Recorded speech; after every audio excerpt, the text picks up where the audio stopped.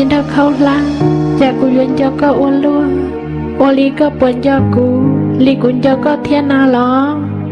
mẹ lên một cam bao do về lý cha có thể li hà linh đại cho cô na lo có bỏ bao hay tia ta luôn điện tay na rong cao là vì gia mơ luôn nu ta cũng họ chia nên là vì gia mơ co gia mơ ít nô tư chỉ mơ luôn nu là chè luôn điện tay na vừa nhớ chọn đi gia mơ ít mà tư chỉ mơ co là chè cô lu chỉ luôn chữ nó vừa nhớ tao lưu thì mẹ lần nụ khâu la do hạt tia mỗi in nô tư có thể cô ưu trí si tao ấy có bộ yo mỗi cuốn cho có một tay ý xin nâng nó ná lò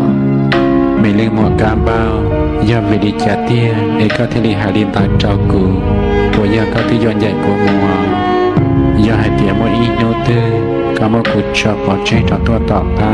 của mà đi cho đồ hai tiền của do chỉ cho nước tên chia nhá mà đi uốn nâng von nâng vự một nhon đua rồng đua chua có cụ một chia đa mà đi lò cải có từ mình chua bên lò sáng đợi cụ y sang bên trên thế là do ta xưa tụi mẹ nâng gì lưu giờ hai tia cá bao yo to cá lư tế bào lý cha lo chê cá lư yo chỉ giờ phì lý lò mỗi in nô tư cá bao yo ya chê cá lư nhớ rõ lúc lúc chia tập là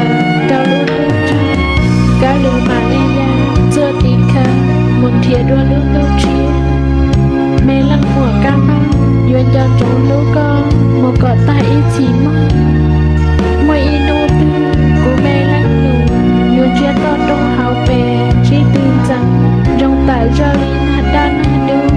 đón trong từ ý tâm tu lò mẹ lên mỏ bây giờ cô tụi đang tôi bỏ sữa tôi dùng lo một hàng lò chỉ sợ hệ cô liên cơ một tàu na giờ hai tiền nó cô chỉ giờ tôi yêu là trao cá sải bên trên giờ cái tôi dùng phá mỏ giờ trên giờ lối sữa chỉ nó ô tô cá bao giờ đi để chỉ chọn chân cái là sải